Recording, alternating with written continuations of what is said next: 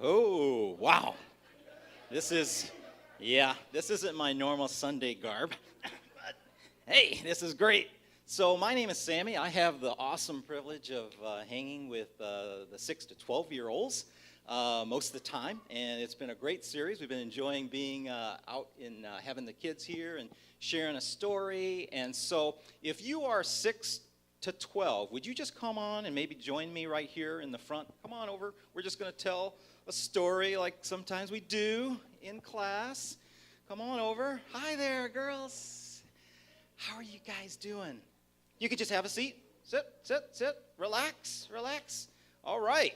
So, today we are going to be sharing. Hi there, honey. How are you? Come on, have a seat.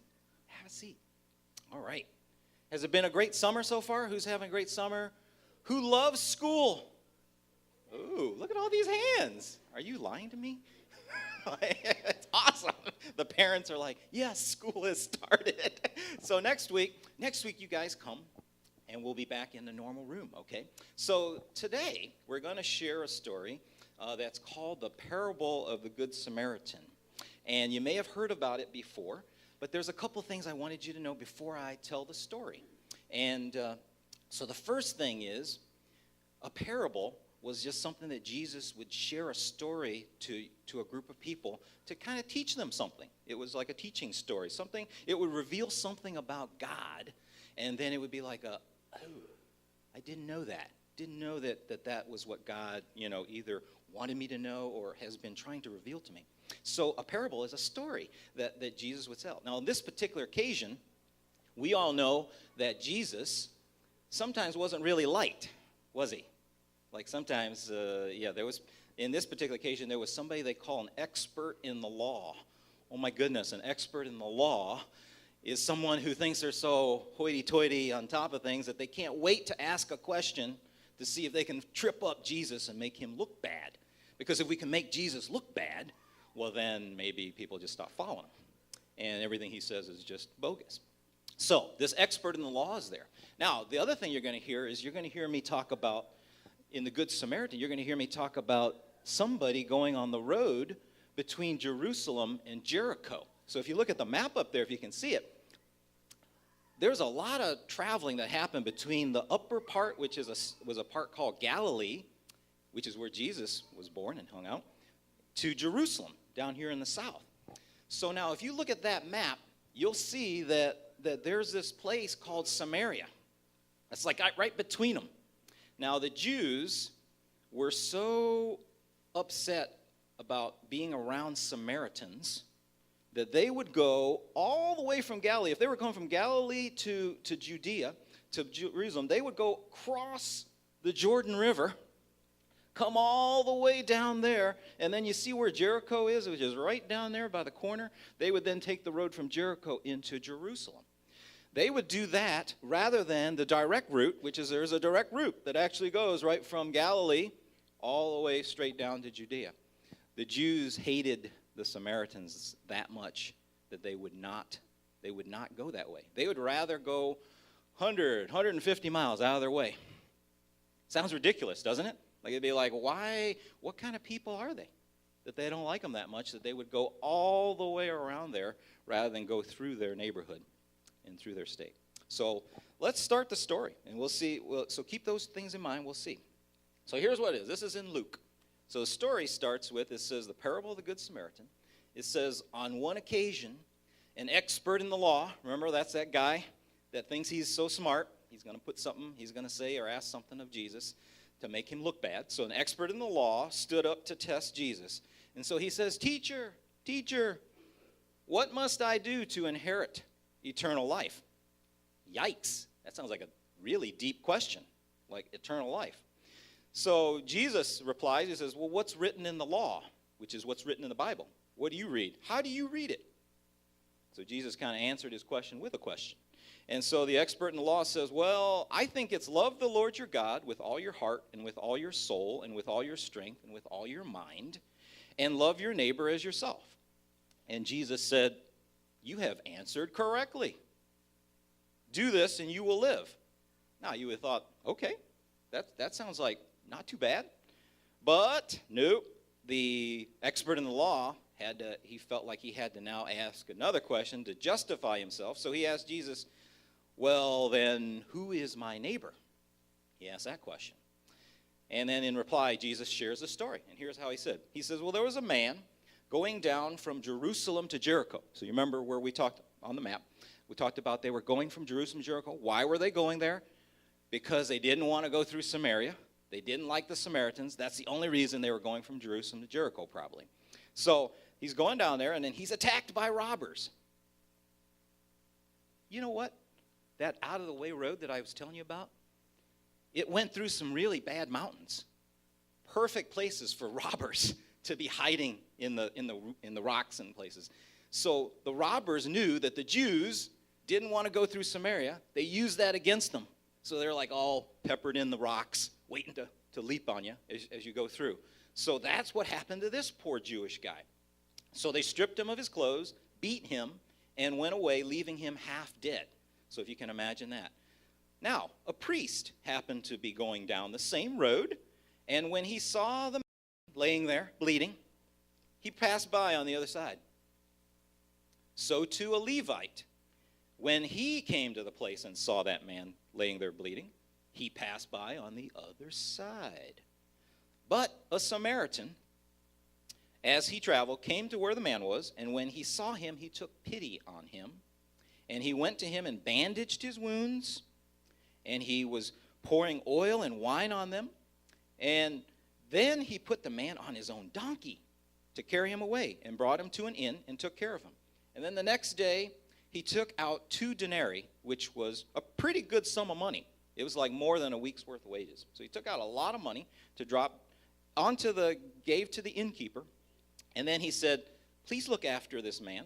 And when I return, I will reimburse you or give you more money as you need for any extra expenses that you have. Now, Jesus finishes the story, and he asks the expert in the law. He says, so, smart guy, which of these 3 was the neighbor, was treated the person like the neighbor who fell into the hands of robbers? Well, the expert in the law is like, you can just see him now because he's an expert in the law. He gulps and he says, well, I guess it's the one that has mercy on him. Who he knew was this dirty Samaritan in the story. And so then Jesus says, go then and do likewise.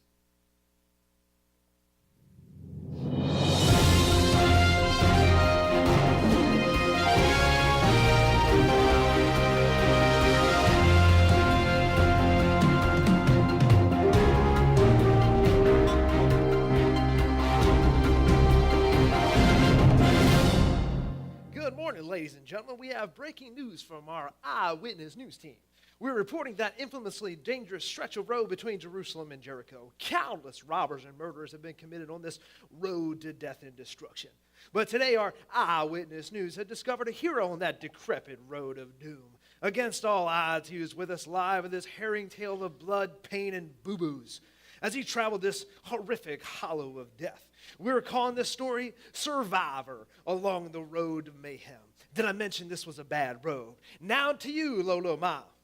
Good afternoon, everybody. This is Lolo Ma, your epic live reporter, here with a fascinating tale that's from this 17-mile road from Jerusalem to Jericho.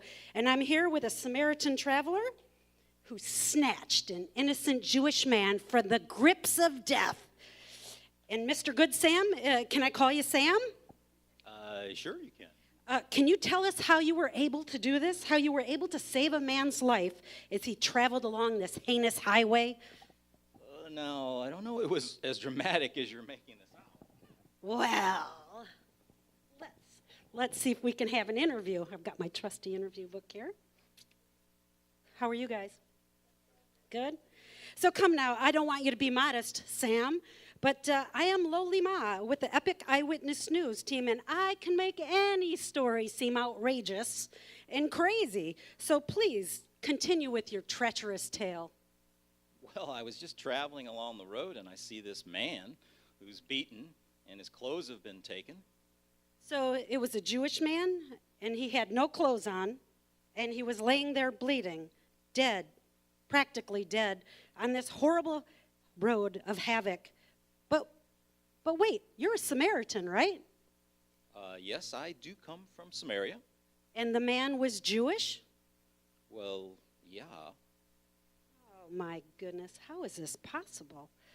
This is not good. Samaritans just do not get along with the Jewish people. The Jews are considered impure. They consider you impure. They don't treat you with respect, and especially on this heinous road. How did it happen? Well, I was trying to get to Jericho from Jerusalem, and so I really needed to take this road. The road of pain, panic, and pandemonium? Well, anyway, I happened to come upon the guy, and and he's looking in pretty terrible shape, and so I just thought, I should help him because the robbers had evidently left him there to die. What, on the road of devastation and destruction? Weren't you afraid that it was a setup? Like maybe somebody was just pretending, laying in the road to set a trap so you'd walk by and all of a sudden, bam, come and get you? Well, again, I don't know if it was as dramatic as that. Well, you put your own self in danger for somebody that doesn't ever really treat you with respect. Well, I just felt sorry for the guy. I mean, he's laying there bleeding, so I felt like I should bandage him up. Whoa, whoa, whoa, whoa, whoa. You mean you used good bandages and oil and wine to clean him up, and on a man who normally wouldn't even give you the time of day, while you were on the road of evil, insidious evil? Well, again, I did, and I put him on my donkey, and then we took him to the nearest inn where I dropped him off. Whoa, I'm confused. Wasn't this guy robbed, left for dead? He didn't have any money. He was robbed, like no money, Well, yeah, he didn't have any money, so I paid for his room, and I also left extra money with the innkeeper just to tell him to take care of the guy, and then... This is the most amazing story I've ever heard. Crazy. So anyway, I paid for the room, and then I took extra money, told the guy I'd come back. It's an amazing story. And that I would pay him whatever extra. But his story is actually amazing.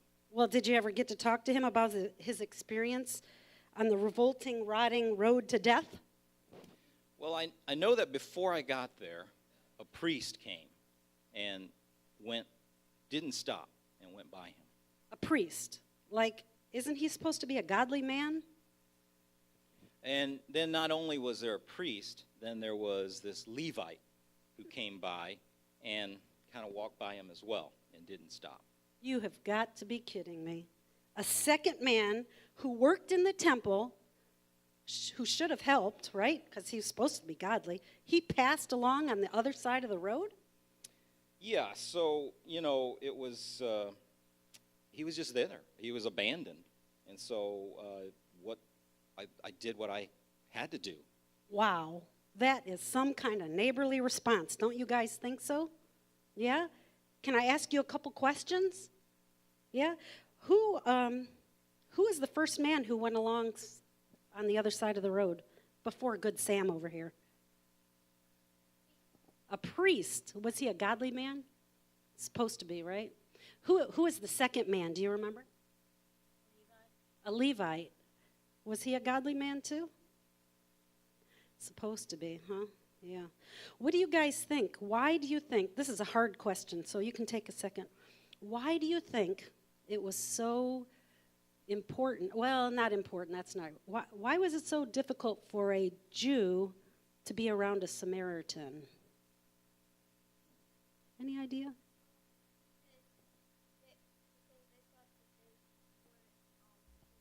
They weren't pure, they weren't clean.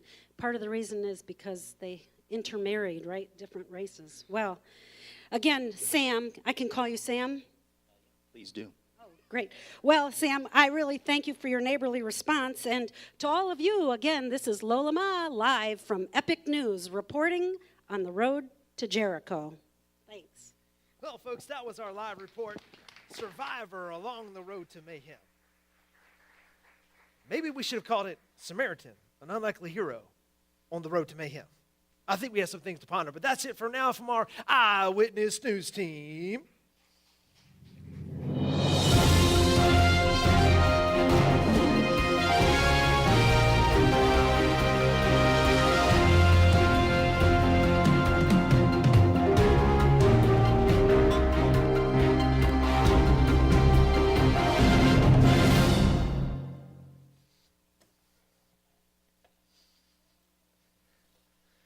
Woo!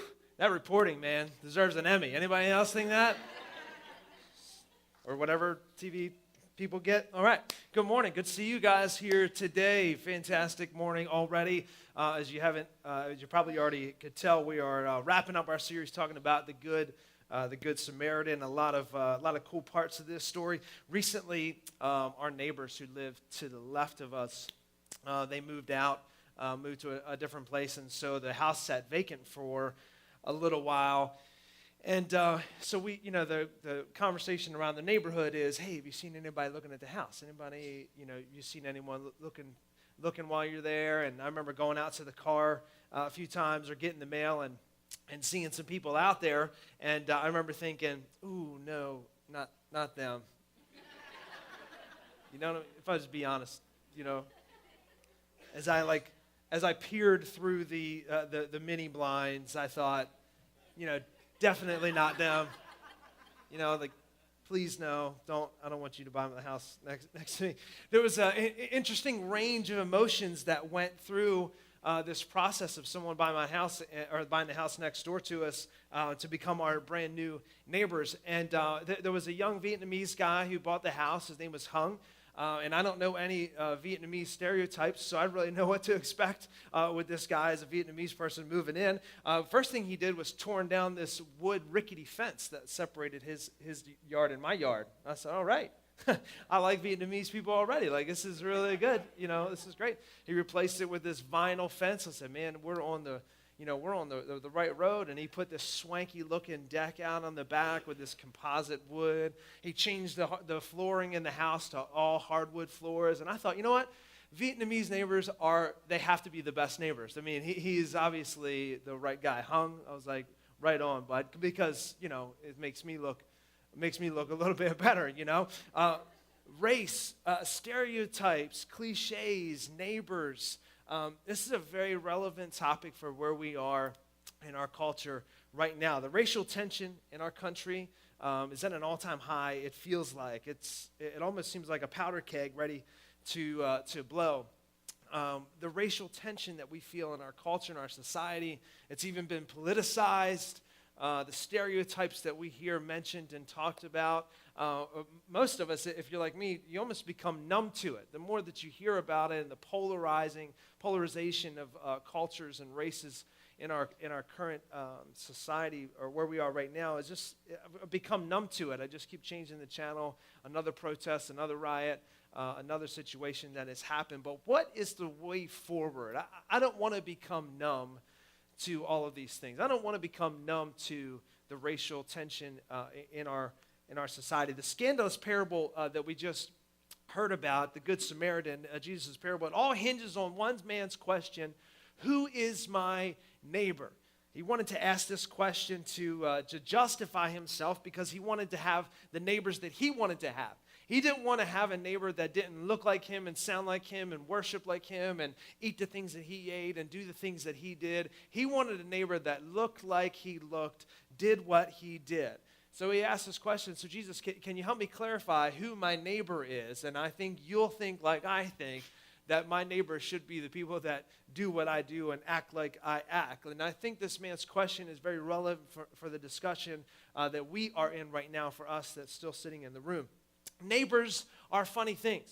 If I were in, let's say, Japan, a far off country, and while I was in Japan, I ran into someone from Baltimore, that person and me would be instant friends, right? Are you from Baltimore? No way, I'm from Baltimore. Woo, this is awesome. Where do you live? Oh, I live in Owings Mills. Just outside. Oh, that's fine. I live on the complete other side of the city. We would instantly be best friends while we're in Japan. It didn't matter their race, their nationality, their color, their religion, any of that stuff, we would instantly be friends because we are from the same city. But that person and I could have crossed paths 1,000 different times while still in Baltimore, and I could care less for that person. Isn't that crazy? Would the person's color change my view on them as my neighbor, or would it not? Would their religion change their status to me as a neighbor while we're still in our city, or would it not? Would their skin color change that fact, or their culture, or their religion? Or would they have to move next door and fix up the house and raise my property value in the process for them to become a good neighbor?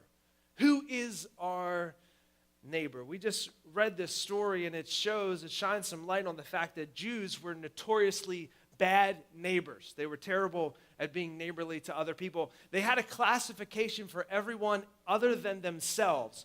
They didn't discriminate against certain groups of people. They discriminated against everyone. There was the Jews and Gentiles, which meant everybody that's not Jewish. So they were a pretty racist group of people.